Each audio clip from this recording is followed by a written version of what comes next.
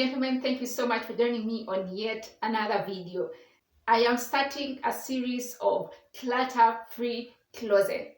When did you last take a closer look at your closet? When did you thoroughly assess your closet?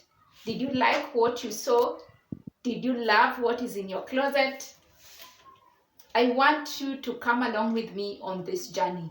And the first 3 things that I want you to do for me is 1, take a closer look at your closet. Assess your closet thoroughly. Look at what is in your closet. The second thing I want you to do is identify what you wear the most. Identify what you wear the most from your closet. Whether that is a dress, 2-piece suit, whatever it is that you wear the most, identify those pieces.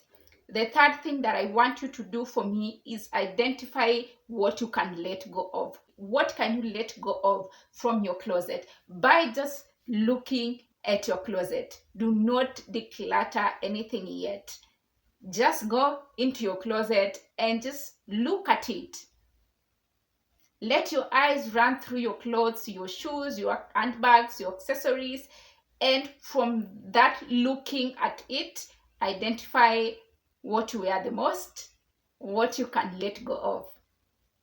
And let's start this clutter-free journey together. Who is in? Who is signing up?